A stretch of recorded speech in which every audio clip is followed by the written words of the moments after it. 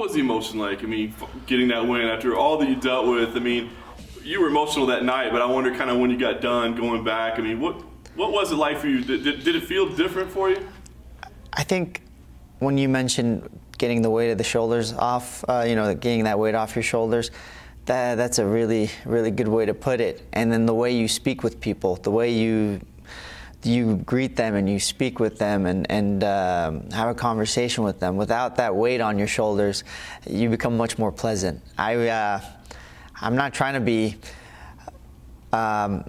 Victoria calls it dry. I don't try to be dry to people. I don't try to be short with people, but sometimes when you got a lot of weight on your shoulders, it's easier to be dry and quiet and say less words, because if you say too many words, you say the wrong words.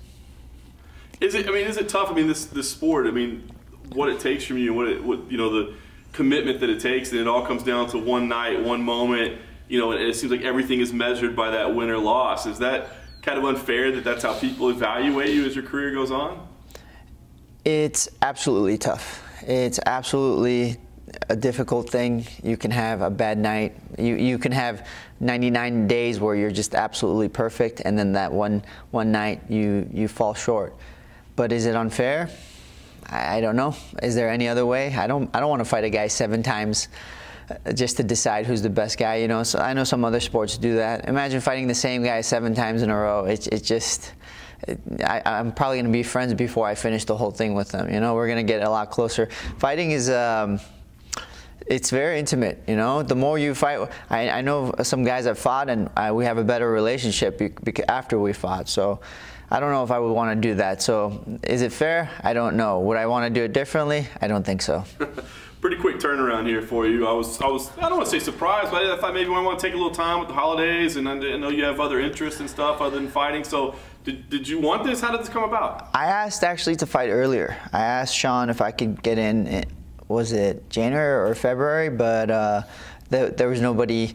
You know, it's kind of strange to fight earlier because you're expecting someone to get hurt. The way the UFC works now is everybody's pretty much scheduled pretty consistently. And if I'm to fight earlier, it means somebody else got injured. So it's not one of those things where I'm wishing someone gets injured. But I said, if it's available, I'll jump right in. Like I said, man, I didn't take any time off. I made sure to stay in training. Even when I went on the so-called vacations, I was running, I was training jiu-jitsu, something. So short, it kind of seems short, but not really. I feel like I've been in camp since the last fight. It's interesting because you're a veteran. I hear other people say that they don't want short notice fights. They want full camps, and you know, they don't want to be trying to force in anything. Don't even call me if it's short notice. Why do you feel like, you know, you'll take a quick turnaround if need be? 7 fights I had the first year and a half in the UFC.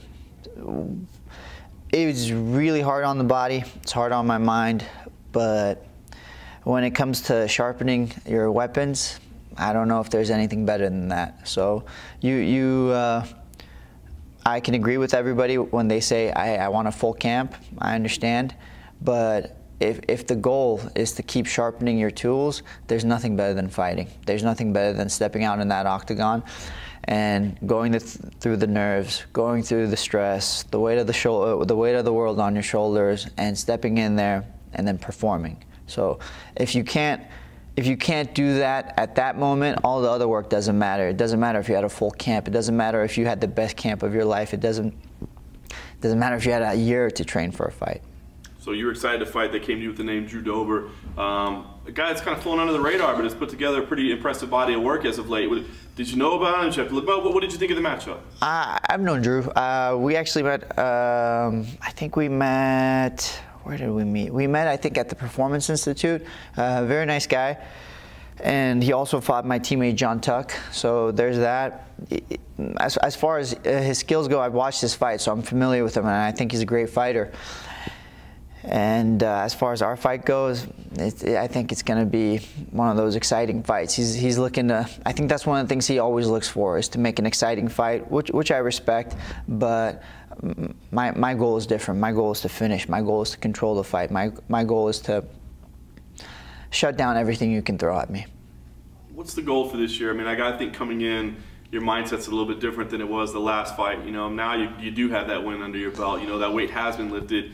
sounds like you're willing to fight about as often as they'll book you. What's the goal for 2019?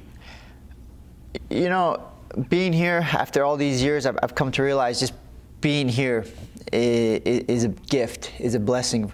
It's a blessing from God, and if God gives you a blessing, it comes with privilege, and with privilege comes responsibility. I know it sounds like Uncle Ben from Spider-Man, but it's a little bit different.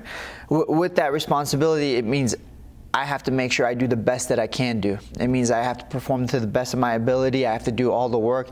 Can't be lazy. Can't look down on anybody. So for me, with this responsibility, it's to perform to the best of my ability and go the furthest that I can, and that's the belt. So that's kind of what I'm looking at.